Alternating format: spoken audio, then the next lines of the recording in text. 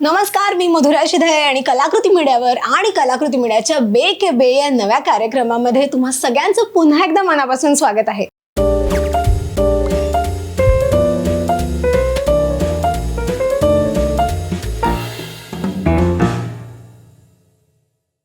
तुम्हाला उत्सुकता असेल की आपल्या आजच्या एपिसोडमधली जोडी कोण असणार आहे, तर मी अजिबात वेळ फारसा घालवणार नाहीये. माझ्याबरोबर आज जी जोडी आहे त्या जोडीमधले कलाकार सगळ्यांचेच लाडके आहेत आणि गेल्या काही वर्षांपासून ते छोटा पडदा गाजवताना दिसत आहेत. आपल्या सगळ्यांचे लाडके श्री जय जय स्वामी समर्थ मालिकेमधले स्वामी समर्थ महाराज अर्थात अक्षय मुडावतकर सर आणि त्यांची पत्नी नेहा अक्षय मुडावतकर. हाय. हॅलो. नमस्कार, कसे आहात? मस्त मस्त. तुम्ही कसे आहात? मस्त. आणि खूप छान वाटलं भेटून, कारण का आपण सेटवरती बरेचदा आपली भेट होत असते, पण आज सपत्नीक तुम्ही आहात त्याच्यामुळे मला आज छान वाटतंय. मला सांगा, मी ताई म्हणू का मॅम म्हणू तुम्हाला? ताई चालेल. ताई चालेल. कशी आहेस? मस्त, एकदम छान. आणि मला सांगता, एक इंटरव्ह्यू म्हटल्यावर एक साधारण आपल्याला एक प्रश्न पडतो की आता काय असेल, काय विचारणार, किती दडपण आलेलं का किती टिप्स मिळाल्या? नाही, काहीच नाही. ती मला कालपासून विचारते, कारण मला काय विचारणार, मला माहिती तू बघ आता काय विचारणार ते. बरं, मी जसं सुरुवातीला म्हटलं की छोटा पडदा सध्या सर गाजवताना दिसतात, पण तमाम प्रेक्षकांप्रमाणे माझ्यासाठी सुद्धा सरांना मी त्यावेळेस बघले जेव्हा ते स्वामी समर्थ मालिकेमधून घराघरात पोचले, त्यांचा अभिनय पाहिला, त्यांचं काम पाहिलं. त्याआधी तुम्ही नाटकापासून सुरुवात केली होती, पण ती जर्नी तुमची कशी होती आणि कोणत्या टप्प्यावरती तुमची भेट झाली त्या प्रवासात? बापरे, खूप मागे जावं लागेल पण त्याकरता. खूप मागे. म्हणजे आम्ही ऍक्च्युली एका शाळेतले. आम्ही दोघंही स्कूलमेट आहोत. सो अगदी पहिलीपासून आम्ही एका शाळेत आहोत. किती गोड आहे. पण पहिली ते चौथी असं होतं की ती सकाळी होती शाळेत, मी दुपारी. मग 5वी ते 10वी आम्ही मग दोघं एकाच क्लासमध्ये होतो. पण तेव्हा असं काही नव्हतं. आणि मग शाळा झाली, कॉलेज झालं. मग त्यानंतर माझं ग्रॅज्युएशन मास्टर्स सगळं माझं नाशिकमधूनच झालं, कारण मी बेसिकली नाशिकचा, आम्ही दोघं पण. आणि मग मी जॉबला असताना सो त्या ठिकाणी एकदा ती आली होती, कारण मी बेसिकली माझा बॅकग्राऊंड हॉस्पिटॅलिटी बॅकग्राऊंड. माझं झालं हॉटेल मॅनेजमेंट ग्रॅज्युएशन आणि masters in personal management. So मी तेव्हा नाशिकला सुलामध्ये मी जॉबला होतो. सो तेव्हा मग ती काही कामानिमित्त तिकडे आली होती. मग तेव्हा आमची भेट झाली आणि मग नंतर परत आम्ही टचमध्ये आलो आणि मग नंतर त्या बाकीच्या गोष्टी घडत गेल्या. पण त्यावेळेस तुमचं असं काही ठरलं नव्हतं की पुढे जाऊन ह्या क्षेत्रामध्ये काम करायचंय? नाही, मला आवड पहिलीपासून होती. मी शाळेपासून आवड होती मला. म्हणजे मी दरवर्षी गॅदरिंगमध्ये भाग घेणार म्हणजे घेणारच, किंवा शाळेमध्ये गणपतीचे कार्यक्रम असतात सो आवर्जून भाग घेणार मी. म्हणजे अगदी मला जरी समजा कुठल्या ग्रुपमध्ये नाही हे होता आलं तरी मी 4-5 मुलं एकत्र करायचो, एक छोटं स्किट बसवायचो. एक छोटं स्किट बसवायचो, पण परफॉर्म करायचा हे फिक्स होतं दरवर्षीचं. आणि त्यानंतर इव्हन कॉलेजला पण फ्रेशर्स पार्टी असेल समजा, सो तिथे परफॉर्म करणार. फेअरवेल असेल किंवा कॉलेजचा काही इव्हेंट असेल तिथे परफॉर्म करायचो.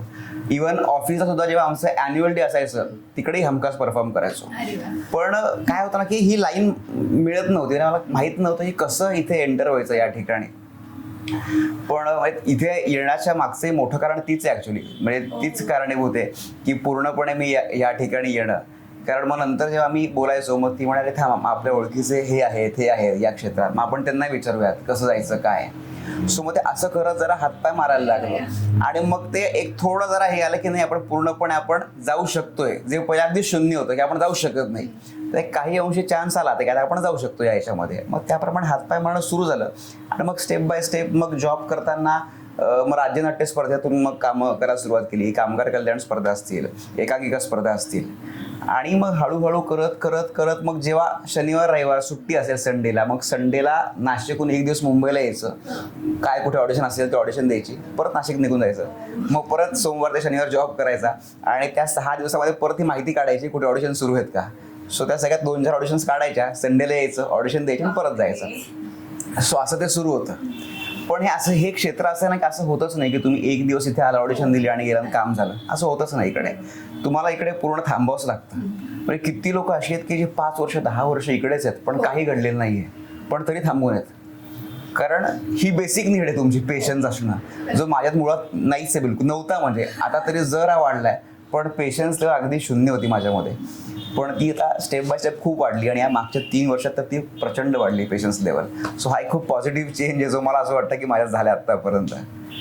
पण ताई, जसं आता सर म्हणाले की आपल्याला माहिती असतं की हे क्षेत्र असं आहे की आपल्याला इथे माहीत नाही आज आपल्याकडे काम आहे तर उद्या त्याचं काय होईल आपल्याला माहिती नसतं.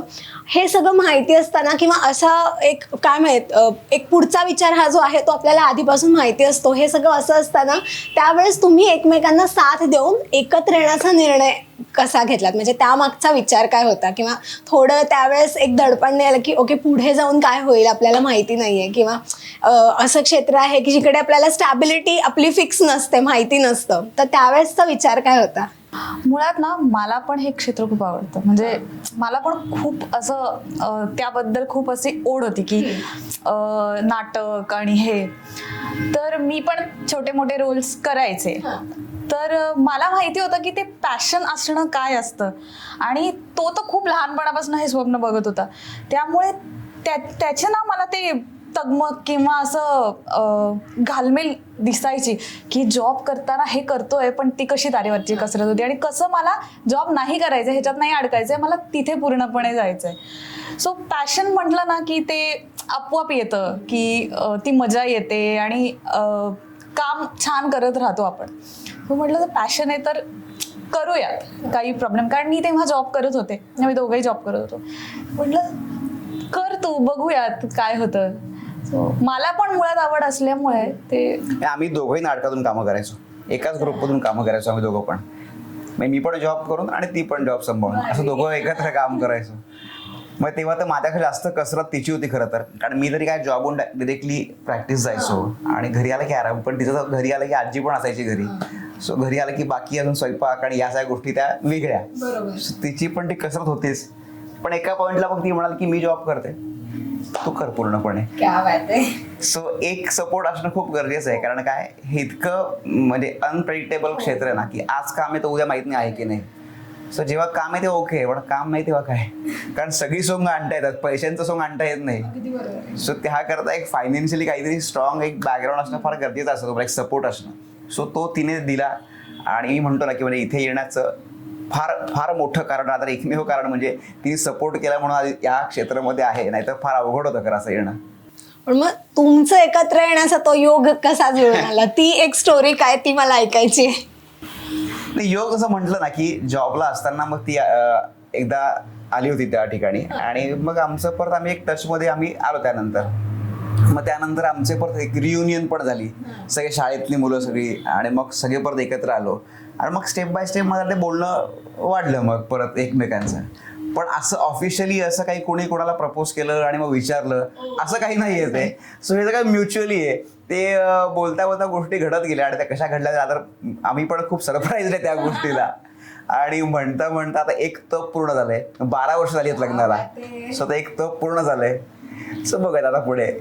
पण ते कसं क्लिक होणं असतं ना की असं वाटतं की हा नाही आता हीच पाहिजे किंवा आता हाच पाहिजे, असं आपल्याला एक होतं ना क्लिक. त्यावेळेला बरेच मोमेंट्स असतात, ते एकत्र मिळून होतं खरं तर. मुळात सांगा माझा स्वभाव असा आहे ना की मी फार विचार करत नाही. हा माझा स्वभाव आहे. म्हणजे कुठलीही म्हणजे लग्न तर फार मोठा इव्हेंट आहे हा, पण समजा एखादा फॉर एक्झाम्पल शर्ट जरी घ्यायचा असेल आणि मी गेलो तर मी फार विचार नाही असा, हा घेणं चल असं आहे. म्हणजे लग्नाचं असं नाही केलंय की आणि चल. पण मुळात मी फारसा विचार करत नाही. उलट याचा दुसरा अर्थ असा घ्या तर मला गोष्ट पटकन ती क्लिक होऊन जाते. म्हणजे मला काय हवंय ना हे मला पटकन कळतं की मला ही गोष्ट आवडली आहे किंवा ही ताईच्या बाबतीत कधी तसंच झालंय ते. सो मला असं वाटतं हा ही ओके. आणि आता म्हणजे कारण कसं असतं ना की म्हणजे लग्न म्हणजे आपण लाईफ टाईम आहे पूर्ण ते. सो एक अशी व्यक्ती की जिचे आणि तुमचं ट्युनिंग जमलं पाहिजे, तुमचे विचार एक पाहिजे, तुम्ही दोघं एका लाईनवर पाहिजे. सो या बऱ्याच गोष्टी होत्या. बरं ज्या गोष्टी आपल्यात नाही त्या तिच्यामध्ये पाहिजे मुळात, नाही तर काय दोघांकडे पण नाही म्हटलं की प्रॉब्लेम आहे परत. सो एकाकडे नाही तर दुसऱ्याकडे किमान ती हवी. सो माझ्याकडे पेशन्स लेवल म्हणजे त्यावेळेस अगदीसा 10-20% होता. पेशन्स नव्हतेच माझ्यात मुळात. मी रेस्टलेस व्हायचो असा पटकन. सो त्यामध्ये पेशन्स लेवल ते खूप आहेत. किंवा ती खूप चांगल्या पद्धतीने म्हणजे ॲडमिनिस्ट्रेशन ते खूप चांगल्या पद्धतीने बघते. म्हणजे मी आत्ताशी सांगेन म्हणजे घराचं पण पूर्ण ॲडमिन म्हणजे जो काही बॅकएंडला पूर्ण सपोर्ट लागतो तो सगळं तीच बघते ते. सो मी इतका निश्चिंत असतो या बाबतीमध्ये. म्हणजे अगदी बारीक बारीक गोष्ट सुद्धा, म्हणजे लाईट बिल भरणं असेल किंवा काही असेल, अगदी या बारीकशा गोष्टीपासून तर ते एकदम एक्स्ट्रीम लेवलपर्यंत मला कुठेही काही बघावं लागत नाही. तुम्ही सगळं ते तिच्यावर सोडून देतो. म्हणजे ती चिडते पण कधी हा, कधी एका सगळं तू. पॉइंटला माझी चिडचिड होतं की अरे थोडं तर बघ, थोडं तू बघ. मग ती म्हणते उद्या जर की मी गावाला गेले समजा, आता मग तुला कसं काय होणार, तुला अगदी एखादा पासवर्ड, मला पासवर्ड पण माहित नाही बऱ्याचशा गोष्टींचे, आमच्या काहीच माहित नाही मला. मी पळतच आहे त्या गोष्टींमध्ये. मी म्हणतो की तू बघ, मी माझं चालू आहे काम, मला त्याच्यातूनच, कारण मी त्या एका वेगळ्या थॉट मध्ये असं मला कंटिन्युअसली असलो की आता हे करून बघूया, मग पुढचं काम काय, मग यातून काय करता येईल, मग स्वतःवरून काय काम करता येईल. सो मी त्या झोनमध्ये असतो. सो म्हणतो की हे सगळं तू बघ, आता यात मला तू पाडू नकोस. सो ते असं आहे. लग्न ज्यावेळेस ठरलं त्यावेळेसचा एक तो वेगळा एक स्ट्रगल असतो की आपलं काम सुरू असतं एकीकडे, आणि त्यावेळेस मला वाटतं तो स्ट्रगलचाच काळ चालू असावा. आणि तेव्हा घरच्यांची साधारण रिॲक्शन कशी होती तेव्हा, किंवा पहिले घरी कोणी सांगितलेलं मग लग्नाचं लग्नाबद्दल, किंवा असं की मला हा आवडतो किंवा आवडते अशा पद्धतीने तिनेच सांगितलंय बहुतेक. मी सांगितलं घरी.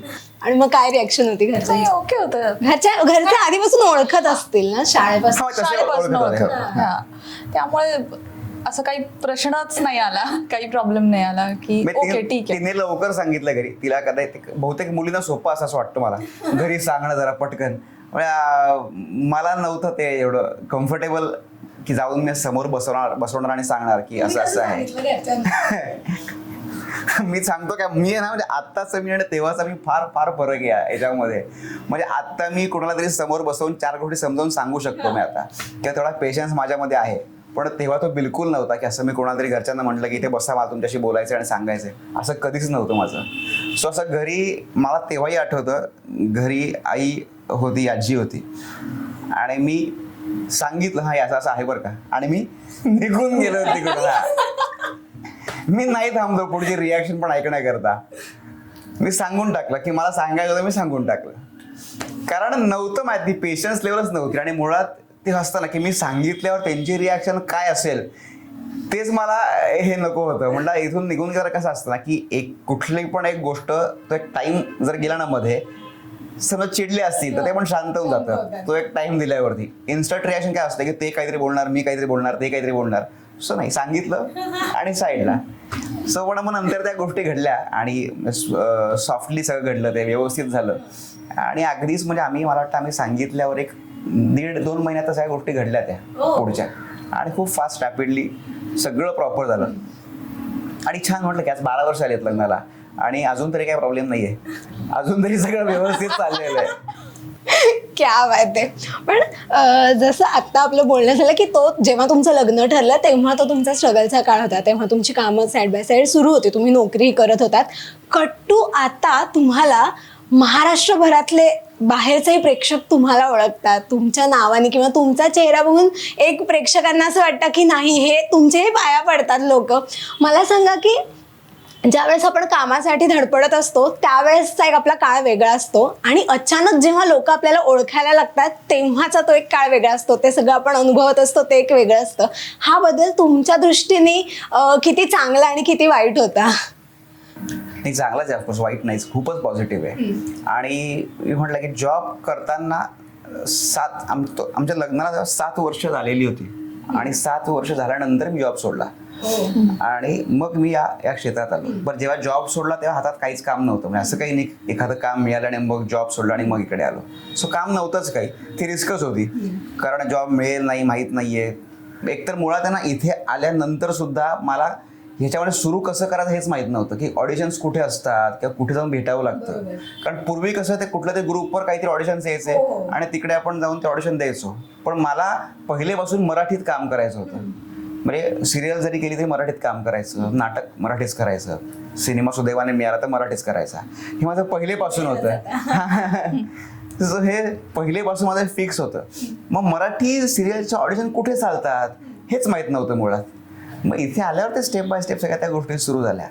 पण नाशिकला मी म्हटलं की नाटकातून काम करताना माझं पहिलं राज्यनाट्यातलं नाटक होतं गांधी हत्या आणि मी. आणि त्या नाटकाने मला एक नाशिकमध्ये एक थोडीशी ओळख मिळवून दिली होती. सो म्हणजे ते फार स्पेशल आहे नाटक माझ्याकरता, की नाशिकमध्ये अक्षय नावाचा एक मुलगा आहे की जो हौशी रंगभूमीवर काम करतो. ही ओळख मला त्या नाटकाने मिळवून दिली होती. म्हणजे मला इतकं भारी वाटायचं की नाशिकमधली जी सिनियर लोक असतात सगळी प्रत्येक शहरातली त्या त्या क्षेत्रात काम करणारी, आणि मग ती तुम्हाला कुठेतरी भेटत आणि मग ते हो नाटक पाहिलं मी, छान काम करतोस, किंवा तुम्हाला नावाने हाक मारणं. सो ते मला खूप छान वाटायचं की अरे म्हणजे ही लोक पण आपल्याला ओळखायला लागली आता. So that was my first recognition नाटकातला. आणि त्याच्यानंतर मग स्टेप बाय स्टेप मग 2-3 नाटकं नाशिकहून केली. सगळ्यात शेवटचं राज्यनाट्य जे केलं त्याला सुदैवाने मेडल पण मिळालं मला अभिनयाचं. तर ते खूप छान जर्नी होता. आणि त्यानंतर मग इकडे परत सुरुवाती धडपड कुठे काय मिळतंय नाही मिळत. एक मालिका मिळाली सुरुवातीला, एक मी जिजामाता, स्वराज्यजननी जिजामाता ही मालिका सोनी टीव्हीवर लागायची पूर्वी. सो त्याच्यात केलं. तर साधारणपणे एक माझा 4 ते 5 महिन्याचा ट्रॅक होता तो. सो तिथे पण ती सिरियल संपली आणि इमिजिएटली दुसऱ्या दिवशी नाटकाची प्रॅक्टिस सुरू झाली, व्यावसायिक नाटकाची. म्हणजे जे नाटक आम्ही प्रायोगिकला करायचो तेच नाटक आम्ही व्यावसायिकला करायला लागलो. सो तीच टीम, म्हणजे माझा मित्र आहे महेश डोकफोडे म्हणून, सो तोच लेखक दिग्दर्शक. माझा जेवढी नाटकं मी प्रायोगिकला केली त्या प्रत्येक नाटक मी त्याच्याचकडे केला. सो मग त्याने सगळं ते प्रयत्न करून ते व्यावसायिकला जुळवून आणलं आणि तोच रोल पुन्हा मी व्यावसायिकला करायला लागलो. आणि तेच झालं परत त्या रोलने व्यावसायिकला सुद्धा. तेव्हा खूप मला म्हणजे एक ओळख निर्माण होत गेली त्या नाटकामुळे. सो म्हटलं की नाटक ते कायमच स्पेशल आहे माझ्याकरता. म्हणजे याच्यात मी नारायण आपटे हे कॅरेक्टर होतं माझं.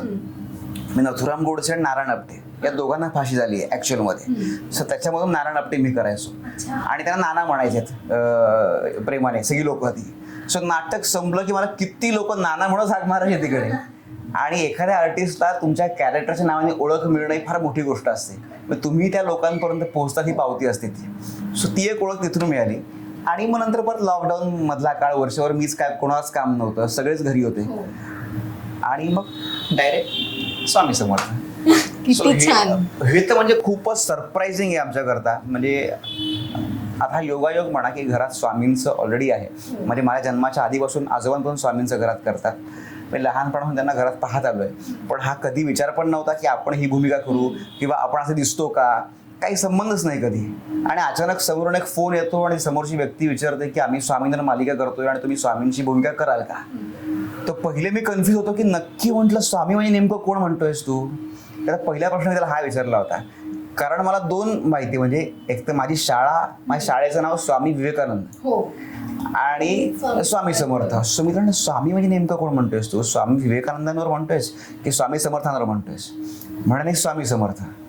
तर मी असा अंगावरच काटा होता माझ्या. म्हटलं रे का नाही, नक्की करेन मी. बघ म्हणे आपण ऑडिशन करूया. म्हटलं चालेल. त्यांनी मला रात्री 10-10:30 स्क्रिप्ट पाठवली आणि मला उद्या ऑडिशन करून पाठव.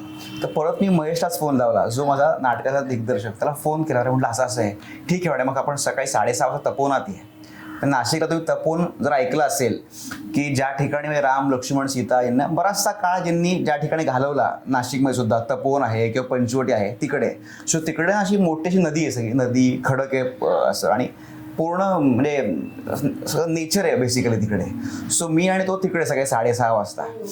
आणि मग तिकडे आम्ही ते ऑडिशन शूट केलं आणि मग ते ऑडिशन तिकडे पाठवलं आणि ते ओके होऊन गेलं ते तिकडूनच. म्हणजे 1-2 दिवसामध्ये मला परत फोन आला की आपण लुक टेस्ट करूयात म्हणे, तर तू केस काढशील का. म्हटलं काढतो. बरं, तो पण मला माहिती पण नाही केस काढून माझं पुढे काम होणार आहे नाही होणार आहे. आणि केस काढणं तसं रिस्की आहे. म्हणजे मी आत्ता केस काढले आणि मी रिजेक्ट झालो तर मी पुढचे 4 महिने ब्लॉक ना, मला दुसरं काम घेता येणार नाही केसांमुळे. बरं, घरामध्ये पण केस काढणं हा फार सेन्सिटिव्ह टॉपिक असतो. तर मला अजून आठवतं आजी होती घरामध्ये. माझा होताच पुढचा प्रश्न. तर आजी होती घरामध्ये आणि मी तिला म्हटलं अगं केस काढायचे, काढू का. म्हणे काय नवीन काम आहे का. म्हटलं हो. बरं ठीक आहे काढ म्हणे. तर मी गेलो, केस काढले, घरी आलो. आमच्याकडे स्वामींचा फोटो आहे मोठा. तर मी आजी अशी सोफ्यावर पडली होती आणि मी फोटो खाली उभं राहिलो. म्हटलं काय काही साम्य वाटतंय का, मुद्दाम तिला विचारलं. म्हटलं काही साम्य वाटतंय का. हो वाटतंय म्हणे देव करू आणि यांचंच काम तुला मिळून जाऊ म्हणे. काय भारी. बरं, तोपर्यंत तिला कल्पना पण नव्हती की मी कुठल्या रोलला ऑडिशन चालू आहे. कारण मी मुद्दाम सांगितलं नव्हतं. कारण त्या काय होतं, अपेक्षा एक तयार होतात लगेच त्यांच्या. आणि जर नाही झालं का मग तिला परत ते असं वाटणार यार नाही झालं. सो मी सांगितलंच नव्हतं. पण तिच्या तोंडून निघणं की देव करो आणि यांचंच काम मिळो, ते म्हणतात ना की वास्तू तथास्तू म्हणते, तसं घडलंय ते.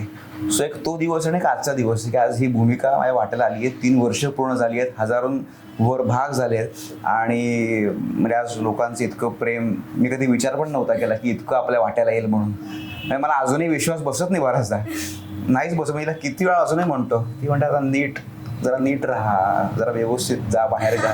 म्हणलं अगं कोण ओळखतं मला वाटत नाही म्हणलं मला असं फार कोणी ओळखत असेल.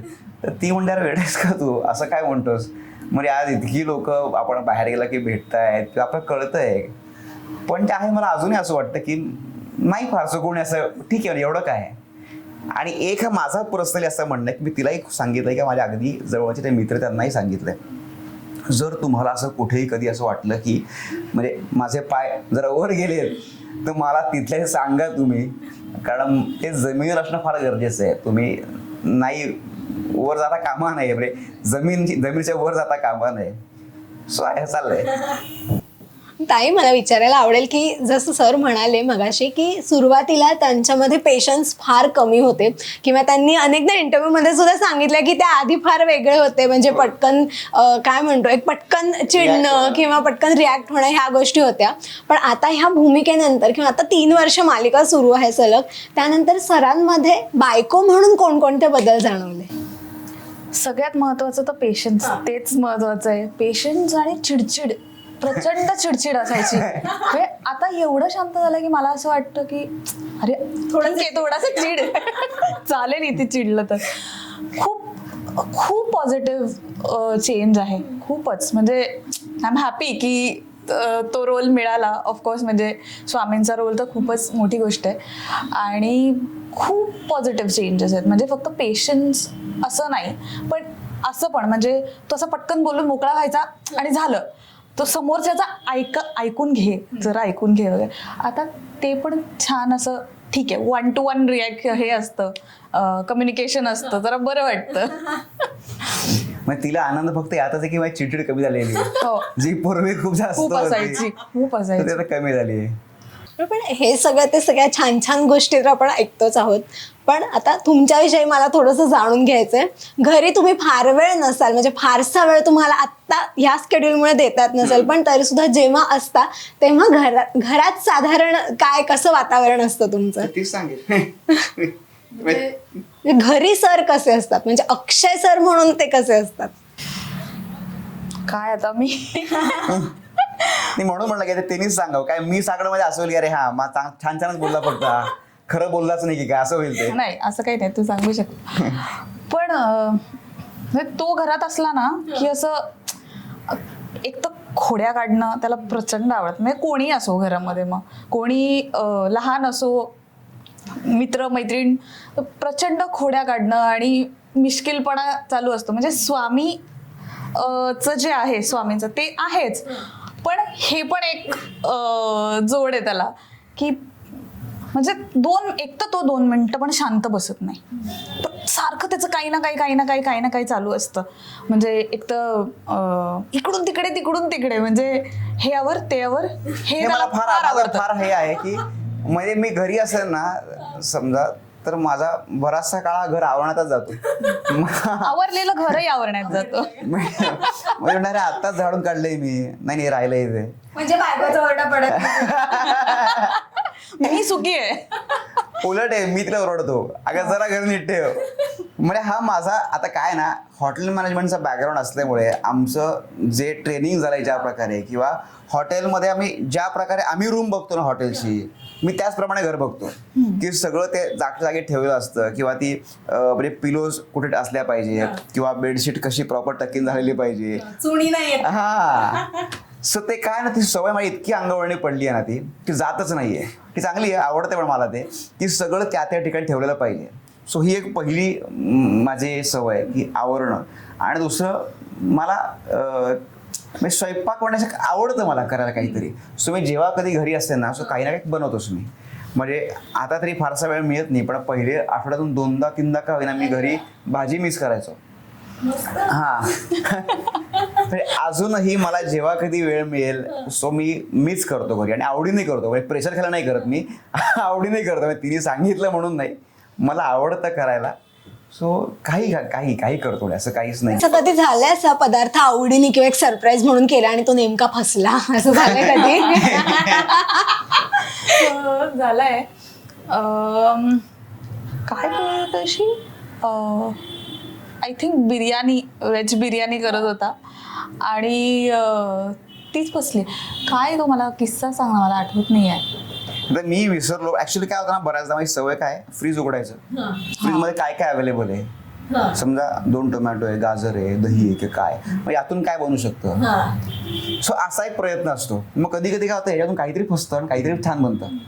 सो अशा गोष्टी घडतात. म्हणजे एखादा मेन्यू सेट करायला ही सवयच नाही, की आज मी हे करणार, मग मी हे सामान घेऊन येईन आणि मग करेन. असं त्यात काय मजाच नाहीये. घरात काय अवेलेबल आहे आणि यातून काय बनू शकतं, ही खरी कसर आहे असं मला वाटतं. म्हणजे सॉर्टेड एकदम तुमच्याकडे. पण कायम फसणारी भाजी काय करू नाही. कधीच नाही. माहिती मलाही टेन्शन नसतं की आता काय करू, एनिथिंग गोज विथ हिम. म्हणजे भाजी नाही ना, घरात कुरडई असेल ना तर कुरडईची भाजी करायची. मला तर प्रचंड आवडते. सो कुरडईची भाजी कर. मग काय करत अजून, सोयाबीन आहे, सोयाबीन कर. किंवा समजा फक्त डाळ भाजी नाही आणली आहे, सो मग डाळीमध्ये काय वेगळा प्रकार करता येईल अजून, ते ट्राय कर. सो असं आहे. आणि त्याने का नवीन काही काही गोष्टी तयार होतात त्या.